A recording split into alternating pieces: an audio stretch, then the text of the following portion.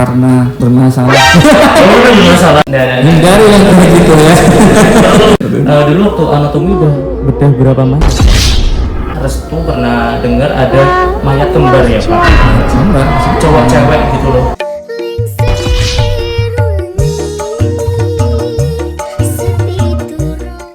Assalamualaikum warahmatullahi wabarakatuh. Halo teman-teman semua, kembali lagi dengan Restoy di sini. Kita bakal bincang-bincang asik lagi. Nah, kalau hari ini tuh kita bincangnya beda nih. Kalau biasanya kita pastinya bincang-bincang sama mahasiswa yang berprestasi.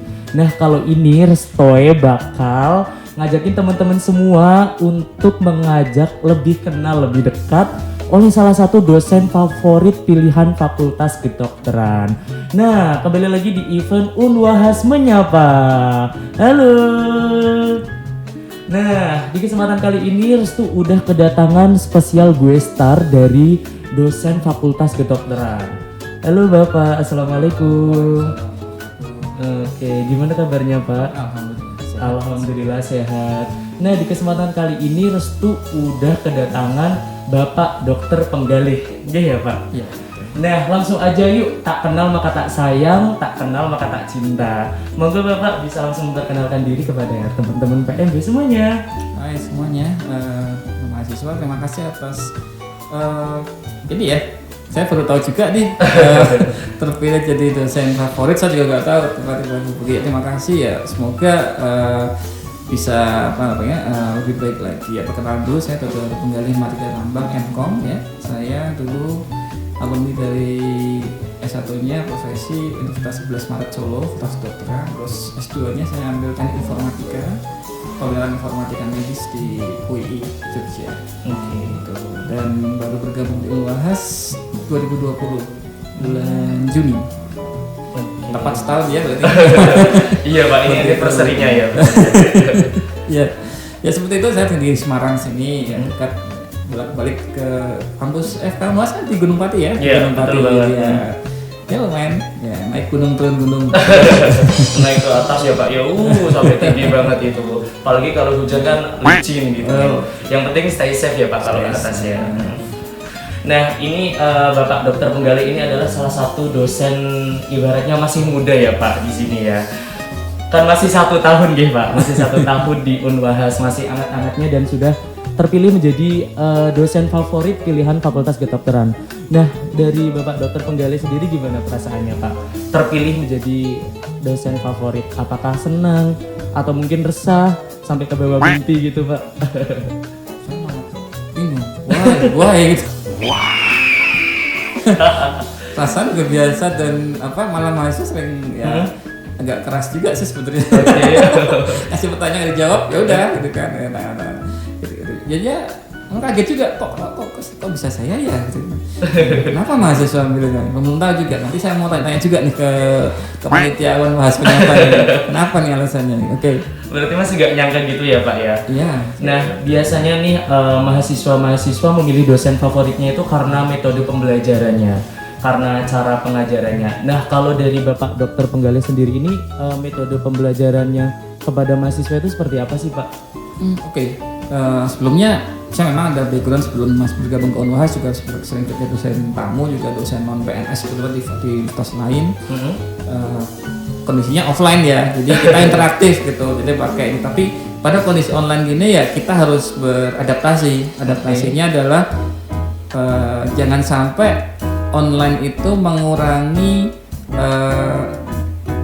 kesakralan bahwa kita sedang melakukan pengajaran.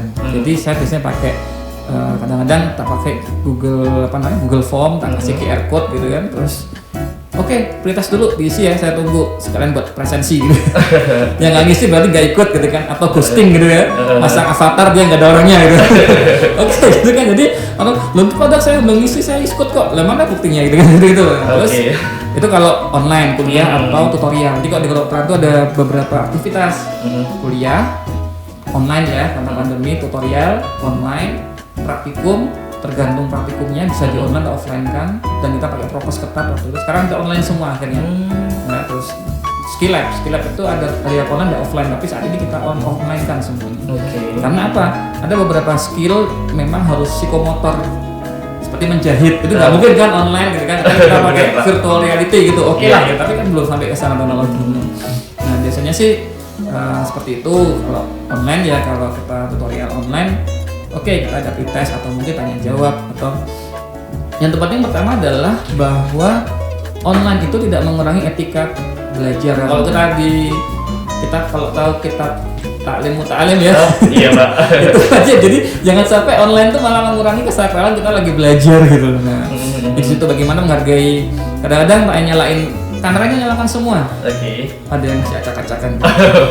Gimana kamu mau dihargai pasien kalau kamu menghargai dirimu sendiri? Gimana kamu mau menghargai gurumu kalau kamu menghargai dirimu sendiri? Seperti ya wajib kamera nyala. Dok, jaringannya terganggu. Oke, cari jaringan dulu. Seperti itu, tapi nggak ada, juga tergantung kondisi sih. Terus ya interaktifnya seperti itu. Yang berikutnya, kalau pas lagi skill lab gitu kan, kadang-kadang kan di ruangan skill lab kalau misalnya pas bisa offline kan, itu karena pandeminya masih, dan kita bisa masih mengendalikan beberapa materi gitu kan ada proyektor, saya kasih video, terus interaktifnya adalah bawa HP kan, Kahoot ya, iya. Saya sebelum melakukan itu tak tes dulu nih, siap nggak untuk pelajaran, kalau enggak ya kalian ya gimana saya mau ngajarnya gitu. Terus, jadi tidak mengurangi bahwa satu arah gitu kan, karena online itu kan ya kita ngajar, ya dok selesai gitu, tapi ada feedback itu yang kita dapat. Terus penugasan juga, jadi pengumpulan tugas saya bikin Google Form. Jadi kita tahu jam berapa submit time gitu kan, walaupun di e-learning bisa, cuma kadang-kadang kan mereka macam-macam lah pokoknya submit aja udah tahu, masuk semua. Jadi bagaimana kita manfaatkan TIK untuk proses pembelajaran tapi tidak mengurangi target kompetensi yang diberikan. Tapi itu pun belum sempurna, tapi saya yakin mahasiswa itu sebenarnya ingin saya pengen bisa dok, cuma bagaimana ya caranya, dengan kondisi begini bagaimana ya. Kita dari mereka juga motivasi seperti itu, jadi juga penting. Nah ini benar-benar menarik sekali ya Pak Dokter ya. Tadi saya juga sempat dengar yang Kahoot itu kayak kuis-kuis mini ya. Itu saya sebagai mahasiswa jujur kayak lebih Pak, suka gitu ya terhadap kuis-kuis mini. Terus tadi yang dari Pak Dokter mengharuskan on cam. Sebenarnya nggak harus mengharuskan, tapi lebih harus sadar diri ya Pak, kan kuliah. Apalagi kan jurusan kedokteran, kalian aja sama dosen gak on cam, masa sama pasien nanti malah gitu nggak Pak? Iya, seperti itu. Karena kan kedokteran itu nggak cuma kognitif, jadi dia ada aspek psikomotor dan afektif. Bagaimana dia punya empati ke pasien, bagaimana dia interpersonal. Nggak hanya ya makanya kedokteran itu adalah ilmu, kalau kita tahu adalah arts ya. Kalau dalam itu kan kayak Stovia kan, Standing of Arts, seni, jadi antara eksak dan seni. Jadi menghadapi pasien itu nggak seperti menghadapi teknik menghadapi mesin. Walaupun S2 saya teknik ya, tapi di sini kita melihat bahwa Anda menghadapi manusia yang tidak, Anda harus punya empati, bagaimana body language Anda, bagaimana Anda ini dia sedang, ini dia kurang berkenan. Nah kalau semuanya serba online tapi tanpa cam gitu kan, interaksinya di mana? Iya Pak. Itu. Nah ini balik lagi nih kan masalah online ya Pak. Sedih nggak sih Pak? Pandemi kan udah 2 tahun nih. Sebagai dosen fakultas kedokteran kayak beda gitu nggak sih? Kayak dulu yang offline terus online, kayak perbedaannya itu bener-bener drastis gitu, atau Pak Dokter Penggalih langsung bisa menyesuaikan, bisa menyusun strategi gini untuk mahasiswanya? Memang awalnya masih sedihnya adalah kita, karena kan kedokteran itu kan ada namanya standar kompetensi dokter itu, makanya ada sekitar berapa ratus kompetensi yang dicapai, dibagi beberapa semester, dibagi beberapa modul blok gitu kan. Kita mencapai itu karena syarat kuliah jadi dokter itu harus kompeten poin-poin itu. Nah pandemi ini membuat kita pencapaian itu harus memutar otak nih. Kita nggak bisa langsung tatap muka, nggak bisa mengenal pasien simulasi beneran. Bagaimana kita antara tantangan dan peluang. Peluang adalah peluang untuk kolaborasi sebenarnya. Jadi di Unhas punya informatika, bisa nggak kita bikin nih simulator? Mungkin di sini ini teknik elektro, ada mungkin teknik ya, bikin alat gitu kan yang untuk simulator gitu.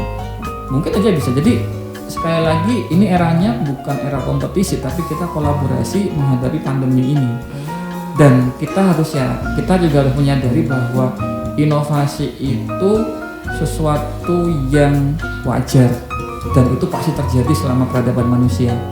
Tanpa ada inovasi nggak akan ada peradaban, dan kita yang harus bisa menyesuaikan diri. Iya, terlepas dari kita. Saya terlahir generasi Y, milenial, mungkin Mas Restu gitu kan generasi Z gitu ya. Nah, menghadapinya juga beda gitu kan. Beda mungkin saya waktu dulu pasangan dari dosen di tempat lain di mana mahasiswa yang saya hadapi generasi Y akhir gitu kan. Oh, masih bisa sebagai teman. Oh, kita nggak bisa sekarang. Oh, ternyata medianya adalah medianya dulu saya media dengan anak-anak medianya Facebook, sekarang TikTok. Nah, seperti itu hal-hal yang mungkin kita harus mengenal bagaimana karakteristik mahasiswa dulu. Baru kita tahu, oh berarti mereka belajarnya seperti ini ya. Baru kita kasih inovasi, gimana sih gitu. Oh, mereka suka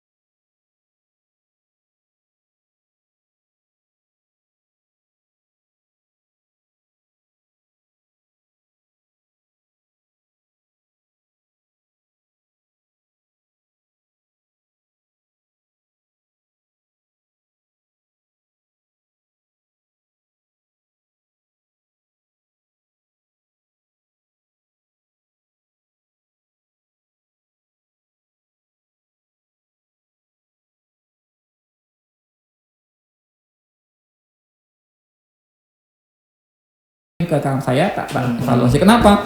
Kalau dikirim ke Google Drive habis space saya. Nah seperti itu. Jadi kita juga bisa lihat juga. Oke. Jadi saya berani dok memposting dok gitu. Ya udah, kalau mau tambah kamu jadi subscribe, kamu jadi YouTuber gitu kan. Ya kita melihat media sosial ya tadi ya, trennya kalau generasi Z itu namanya IYUT, Instagram, YouTube, TikTok. Kalau kita masih FB zaman gitu. Oke, jadi sebenarnya banyak cara ya Pak ya untuk bagaimana cara kita mengedukasi ke teman-teman, apalagi kedokteran itu kan tentang kesehatan. Jadi mahasiswanya pasti mengedukasi tentang kesehatan. Nah, sebelum kita lanjut bincang-bincangnya, jangan lupa buat teman-teman untuk subscribe YouTube ini, YouTube-nya PB Unwahas. Jangan lupa di like dan di komen. Yuk buruan. Nah Pak, ini kita flashback di masa kecil ya Pak. Pak dokter dulu cita-citanya waktu kecil apa Pak? Aneh-aneh ya. Yeah. Background saya kan orang tua saya guru ya kan.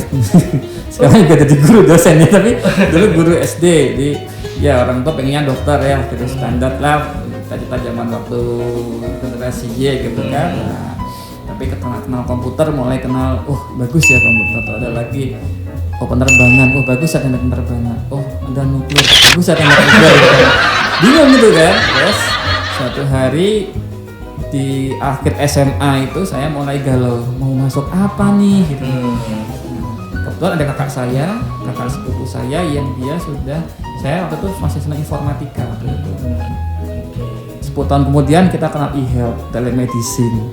Sampai sekarang kan, ekonomi, e-commerce ya kan, marketplace gitu kan. Nah, semua terintegrasi. Jadi saat ini tuh kita sudah terintegrasi. Mau jurusan apapun yang Anda pilih adalah kedokteran pun ya sekarang teknologi informasi nggak bisa dilepas. Telemedicine sekarang selama pandemi telemedicine berjalan ini kan, terus IoT, Internet of Things, kecerdasan buatan juga digunakan di kedokteran. Jadi di sini saatnya adalah bukan fakultas ini paling baik. Bisa nggak sih fakultas ini membuahkan satu karya baru? Bisa nggak sih antar disiplin ilmu ini kita bisa membuat cara baru? Banyak sekali yang bisa kita inovasikan. Jadi mau Anda ambil jurusan apapun, kita ada kesempatan kok untuk berkolaborasi. Jadi ternyata ya sekarang kita dipakai semua, dan kebetulan saya S2 juga informatika karena mungkin ada hubungan dengan medisnya juga. Nah, disinilah yang penting adalah kalau suka lakukan. Lakukan, tapi betul-betul ya manjada-wajada ya, karena nggak mau pokoknya dengan setengah-setengah. Ya saya ikut karena dipaksa orang tua gitu kan. Nah itu mungkin yang harus dipikir lagi tuh gitu. Seperti itu. Oke. Tapi nyangka nggak sih Pak kalau sekarang tuh Pak dokter penggali udah jadi dokter gitu? Saya sempat juga ya. Nah, namanya masa kedokteran ada fase-fase yang fase tanda kutip gelo gitu. Gelonya adalah kan kedokteran itu panjang. Sekarang metodenya PBL ya, Problem Based Learning. Zaman saya masih konvensional di mana 4 tahun kuliah kedokteran, 2 tahun koas, terus kerja gitu kan. Lama ya Pak ya. Sekarang 3,5 tahun kuliah, 1,5 tahun sampai 2 tahun koas, 1 tahun internship, ya 7 tahun lah. Ada 7 kompetensi nah. Biasanya nih kedokteran nih, anak-anak kedokteran nih tahun keempat udah galau gitu kan. Teman-temannya fakultas lain dari sudah kerja, mereka baru aku mau koas nih gitu kan. Nah, diluruskan lagi niatnya itu, kadang-kadang seperti itu dan gitu kan. Nah, kadang-kadang di fase-fase itu kita akan merasa bahwa, tapi kalau kita melihat kadang-kadang untuk mengurangi hal itu kita lihat pasien aja sih. Iya ya, kita di posisi bahwa kita bisa dekat dengan pasien, bantu pasien seperti itu. Saat awal itu baru terasa bahwa ilmu kita tuh penting ya. Seperti itu, dan kita bisa berbagi dengan pasien. Oke. Ini ada yang tanya nih Pak, tadi udah ada yang masuk di Instagramnya Restu itu. Pak dokter penggali itu pengalaman yang tidak terlupakan saat jadi dosen itu apa sih Pak? Dosen sekarang atau gimana? Gimana ya? Saya cuma ingatnya adalah setiap saya mengajar itu, saya ingat pejangan dari prof saya dulu waktu dia mengajar itu satu, namanya almarhum Prof Guntur, spesialis penyakit dalam. Beliau salah satu guru saya di UNS dulu. Tidak peduli dari mana sarang kamu menetas, yang penting sejauh mana, setinggi mana kapakan sayapmu. Ya, jadi mau lulusan dari manapun, mau Unwahas, tapi kalau kepakan sayapmu tinggi, bisa jauh, ya itulah kebanggaan alma mater di situ ya. Jadi bukan berarti yang ini harus ini pasti ini enggak. Kita ya seperti itu. Dan ada lagi juga saya makanya yang saya pegang dari guru-guru saya itu bukan yang ngasih nilai bagus, malah yang sering memarahi saya gitu dulu itu. Sering juga adalah satu lagi saya lupa, tapi saya masih ingat quotes-nya beliau. Kemarin engkau muridku, hari ini engkau rekan kerjaku, besok engkau guruku. Itu bisa terjadi pada kita. Jadi bukan berarti saya yang saat ini sebagai dosen, guru, mungkin 3 tahun, 4 tahun lagi atau 5 tahun lagi yang saya ajar akan jadi lebih tinggi dari saya dan saya akan berguru gitu aja. Itulah ya long life learning ya kan, di kedokteran itu namanya long life learning. Kita belajar gitu. Jadi bukan berarti ilmu kita ya ilmu ya ini gitu, enggak, ilmu berkembang. Jadi disitulah oh iya, berarti kita ada masanya ya kita jadi murid, kita jadi teman kerja kan sama-sama dokter, bisa jadi juga guru saya nantinya seperti itu. Nah, disitulah pentingnya kita ya tadi ya ta'lim itu ya, bagaimana ilmu, bagaimana menuntut ilmu dan sebagainya gitu. Seperti itu sih. Oke, berarti Bapak Dokter Penggali termasuk salah satu dulu mahasiswa yang dekat dengan dosen ya Pak? Karena bermasalah. Oh, bukan bermasalah. Enggak, bukan bermasalah, tapi mungkin yang paling diingat ya karena ya banyak sekali.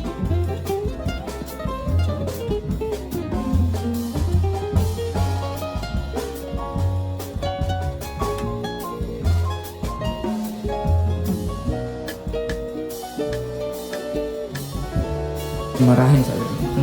Posisi sebelah kanan dari pasien gitu. Bisa dimarahin, tapi saya ingat semua hidup. Periksa sebelah kanan pasien. Nah itu kan kita harus melihat dari, kalau kita lihatnya sebagai orang yang baper itu kan, mesti sama dokter itu mesti aku dimarahin gitu. Ingatnya adalah, oh iya saya masih ingat saat itu. Jadi kalau melihat itu bukan ya apa ya, yang akan pelajaran yang kita dapat itu justru karena pukulan yang paling keras, bukan karena belayan. Kadang-kadang oh iya ya saya pernah dipukul seperti ini, berarti saya harus menghindar nih gitu kan. Kadang-kadang ingatnya seperti itu gitu kan. Itu sih. Ya Pak, berarti dari perkataan dosennya Pak Dokter Penggali waktu itu benar-benar diingat ya Pak ya. Lalu pengalaman yang tak terlupakan selama jadi mahasiswa Pak. Waktu dulu Pak Dokter Penggali apa ya Pak, perjalanannya dari mahasiswa dari semester 1 sampai OA sampai lulus dan dinobatkan menjadi dokter, itu gimana Pak? Pengalaman yang paling butuh perjuangan gitu. Bukan contoh teladan ya, bukan golongan cum laude tapi kemelut ya. karena memang kurikulum yang padat, karena beda seperti sekarang yang kita udah problem based learning. Kita dulu kan memang benar-benar ngelmu ya, kalau apa ya bener-bener ya kuliah terus ya kita harus bisa gitu kan ya. Nah sekarang kan sudah terstruktur, sudah ada medianya, jadi pengalaman yang berkesan ya kadang-kadang kita zaman dulu praktikum anatomi gitu kan. Itu yang paling pertama kali, namanya kita belum tahu mayat gitu kan. Pertama kali waktu ospek pegang kaki mayat gitu kan, kadaver kita nyebutnya gitu kan. Oh iya gitu ya. Lama-lama juga ayo praktikum, besok mau ujian tengah malam jam 8 ke lab anatomi untuk dilatih sama asisten dosen. Ini adalah ini, nggak takut. Dulunya awal-awal takut, lama-lama lebih takut nilainya hangus. Seperti itu sih hal yang betul-betul kan tengah malam kita di kampus gitu kan. Nah, sekarang kan nggak seperti itu kan. Seperti itu. Jadi hal yang saya mendengar adalah ya udahlah itu adalah nanti akan terkenang kok. Indah dikenang tapi tidak diulang. Oke Pak, benar. Dulu waktu anatomi udah bedah berapa mayat Pak? Bukan mayat, udah bedah sih, itu kita kan biasanya kan kita ada jadi kalau praktikum itu di anatomi misalnya ya ada kadaver kan, ada undang-undangnya juga tuh. Oh iya ada aturannya ya Pak ya. Asalnya dari mana, berapa tahun dipakainya, terus bagaimana menghormati itu, ada namanya kita kalau masuk di lab anatomi namanya mortui vivos docens. Oke. Mortui itu mayat, vivos adalah dosenmu. Jadi kadaver ini adalah gurumu. Hargai dia, jangan buat mainan gitu kan. Karena dia merelakan tubuhnya untuk kamu pelajari, dan dia juga pernah hidup di situ. Nah, jadi kadang-kadang kalau kenapa kita diajari etika kedokteran itu karena ya dari kita anatomi aja kita harus menghargai yang sudah meninggal gitu. Bagaimana kita menghargainya, kita belajar dari itu tanpa tubuh dari kadaver ini Anda nggak bisa belajar mengenai tubuh manusia sehat. Itu namanya istilahnya mortui vivos docens. Oke. Pengalaman yang paling terseram Pak selama anatomi? Nggak ada sih. Nggak ada. Biasanya itu kelompokan atau sendirian sih Pak? Ya kelompokan. Kelompokan ya nggak mungkin sendirian ya Pak ya. Malah ketemunya malah pas praktek santai aja lah. Oh gitu ya. Tapi ada ya biasa aja. Nggak pernah kayak apa gitu Pak, kayak merasa dibunuh gitu. Oh, Enggak. ada. Nah, bicara tentang anatomi itu kan di kedokteran kalau nggak salah Restu pernah dengar ada mayat kembar ya Pak. Kembar, maksudnya Cowok gimana? cewek gitu loh. Nggak ada tuh, ya Nggak mayat ada. ya mayat gitu aja sih. Oh, yang benar-benar disimpan gitu ya Pak. Ya disimpan, jadi Aha. untuk mengawetkan sebenarnya kan ini saya bagian farmakologi nih kalau mayat nanti bisa Iya. ke dokter Yana, dianya yang kepala lab anatomi gitu kan, nanti kita teman-teman diundang lah gitu kan, kita ngobrol bareng gitu kan ya. Sekelas yang saya tahu, jadi penyimpanan untuk kadaver ya, kita nyebutnya kadaver bukan mayat ya, kadaver itu ada teknik penyimpanannya, dimasukkan dalam ruangan tertentu, di dalam zat tertentu namanya formalin, formaldehid gitu kan. Jadi makanya kalau masuk ruangan anatomi biasanya matanya pedes gitu karena ya formaldehid gitu kan, dan katanya pakai masker kita ini. Benar-benar. Jadi ada perawatannya, tapi ya itu sebagai ya itu standarnya lah seperti itu. Jadi jangan, aduh saya takut masuk ke dokter karena beban mayat. Oke. Ya kita semua juga akan jadi mayat gitu sih Garu. Benar-benar harus dihilangkan gitu ya Pak ya. Iya, Apalagi kayak benar. ada yang bilang misal apa ya, setiap kali lewat apa ya kamar mayat atau apa itu langsung identiknya dengan mistis-mistis. Gitu. Jangan ya Pak ya itu ya. Enggak lah. Oke. Nah ini Pak, jadi Unwahas ini kan besok bulan Agustus mau ulang tahun yang ke-21. Nah harapan untuk Unwahas apa sih Pak dari Bapak Dokter Penggali? Kalau harapan saya sih satu sebenarnya Mm-mm. ya, di era 4.0 ini ya, serba cyber physical kayak gini ya, Mm-mm. saya yakin mahasiswa Unwahas itu punya potensi. Hanya saja mereka belum saling ketemu, belum saling mengenal, apalagi pas pandemi gini kan ya. Saya yakin jika ada ide-ide yang bisa saling, katakan misalkan di kedokteran ya, kita pengen nih bikin stetoskop jarak jauh, katakan seperti itu. Oh bisa itu pakai teknologi ini nih, dipasang ke sini orang dari informatika bilang gitu, atau teknik bilang gitu. Oh iya ya kan, oke kita bikin, kata seperti itu ya. Atau mungkin sekarang tuh yang lagi ngetren tuh yang SPO2 yang diginiin buat iya, apa benar-benar. namanya saturasi oksigen. Kan impor kita, belum pernah punya yang bikin. Siapa tahu bisa bikin lebih murah gitu kan, menggunakan IR.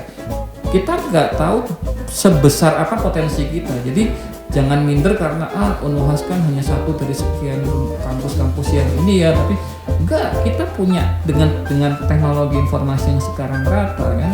Bahkan orang di pelosok mana kemarin Jombang atau mana itu YouTuber yang dia dapat apa namanya, dia AdSense-nya paling gede.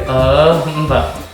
Itu merupakan tanda bahwa teknologi informasi itu akan menyetarakan kita kalau kita bisa manfaatin. Teknologi itu akan menyetarakan kita kalau kita bisa manfaatkan. Terus mahasiswa itu juga sebagai agent of change sih. Gitu. Dosen itu hanya fasilitator kita, berarti menginspirasi lah. Gitu. Kita hanya memberikan, karena kalau bilang ilmu, internet ilmu banyak, tapi cara mencari ilmu itu yang akan Anda pelajari. Karena gini, udah saya mau belajar mengenai apa namanya COVID nih, banyak literaturnya, tapi bisa nggak mencari literatur yang atas, apa yang paling bisa dipertanggungjawabkan dari sumber ilmiah, apa tingkatan ilmiah. Kalau enggak jadinya ya kayak ini netizen yang dari grup WA share-sharean gitu kan. Nah, itulah ya kan, ilmu itu kan nggak semudah itu kan, ada prosesnya seperti itu. Oke, mungkin seperti itu sih. Saya pengennya nanti mahasiswa itu Unwahas kita bisa kolaborasi antar fakultas, membuat hal-hal yang baru yang ini insya Allah jadi amal jariah juga untuk Indonesia. Nah, ini terakhir ya Pak, closing statement-nya dari Bapak Dokter Penggali, tips cara menjaga kesehatan dari Bapak, apalagi kan sekarang pandemi lagi melonjak-lonjaknya ya Pak. Kalau dari Bapak Dokter Penggali sendiri gimana buat teman-teman semua yang lagi nonton, dari mahasiswa, untuk dosen dan untuk semuanya lah. tips cara menjaga kesehatan menurut Bapak? Ya sudah dijelaskan di ini ya Satgas ya. Dari 3M sampai 6M prinsipnya sama. Masker ya jelas, masker itu saya sampai di kampus pun baik online maupun offline kalau ke kampus tetap pakai masker, dan sanitizer selalu saya bawa di saku. Bahkan mahasiswa yang kadang-kadang ketemu mahasiswa juga tuh bisa kedokteran, maskernya dibuka dikit langsung saya bukan saya sebenarnya juga nggak mau marah-marah sih, cuma satu, kamu calon dokter dek, kasih contoh yang bagus ke masyarakat, jangan malah kamu jadi kayak gitu. Nah, daya tahan tubuh jelas ya, kita tidur cukup, terus ya stay at home lah kalau memang tidak ada perlunya keluar. Kalau memang harus bekerja ya pasang masker, ini hindari kerumunan, ya kan, cuci tangan, kalau nggak ada ya kita bawa hand sanitizer seperti itu, ya hindari kontak secara langsung. Kadang kita kan lapar pengen makan bawa dari rumah, atau kalau mau beli cari tempat yang sepi makan, tempat cuci tangan, jangan bergerombol lah, karena kita nggak tahu nih ya. Pernah main Among Us? Iya Pak. Ya. Belum pernah. Among Us belum pernah. Belum pernah. Dari imposter Among Us itu ya. Jadi ada salah satu yang mungkin OTG kita nggak tahu yang bisa mengganggu kita. Oh pernah Pak, pernah. Atau yang positif tapi nggak kerasa. Nah di sini kita adalah, saya katakan kalaupun saya positif atau mungkin saya enggak, saya tidak ingin menularkan ke Anda dengan saya pakai masker. Dan sebaliknya juga ya, Anda tidak akan tertular oleh saya jika Anda pakai maskernya seperti itu. Jadi bagaimana kita yang kemarin yang Gusmus Yai Mustafa Gesri kan sudah posting gitu kan ya, mencek diri kita harus menjaga supaya diri kita itu tidak menjadi masalah penyebar buat orang lain, dijaga diri Anda ya. Semua itu sebenarnya di Islam udah diatur sih ya, asal kita aja pakai masker Pak tapi di dagu gitu ya nggak ngefek gitu kan, karena harus tahu fungsinya seperti itu. Bagi sekarang maskernya harus double ya, masker yang medis ini, kalau yang BKN 95 ya udah pakai, atau yang 95 udah satu kan. Kalau yang medis ditambah kain. Sekarang ikutin aja perkembangannya, karena di sini kita juga bisa belajar sebenarnya ya. Belajar ya saling berdoa juga kan, yang nurunin wabah juga, yang apa juga Allah Subhanahu wa taala. Kita juga wajib berikhtiar juga di sini ya. Oke, cuma itu aja sih. Ikutin aja panduan dari pemerintah ya. Yang penting kita, nih mahasiswa juga nih, satu hal lagi nih mahasiswa ya, di kampus makan prokes, di luar nongkrong di kafe ya. Nah itu ya, hindari yang kayak gitu ya. perlu dicatat itu ya Pak, perlu dicatat buat teman-teman semua. Nah terima kasih ya Pak atas tipsnya, dan tips dari tadi sekaligus mengakhiri podcast kita pada siang hari ini. Thank you banget buat Bapak Dr. Benggale udah datang di podcastnya PMB Unwahas Menyapa. Semoga bermanfaat bagi kita semua nggih Pak. Semoga sharing-sharingnya nanti bisa diterapkan oleh teman-teman semua. Nah buat teman-teman semua jangan lupa untuk like, komen, dan subscribe YouTube-nya PMB Unwahas. Dan kita pamit, saya Restu dan Bapak Dr. Benggale pamit. Wassalamualaikum warahmatullahi wabarakatuh. See you Unwahas Menyapa.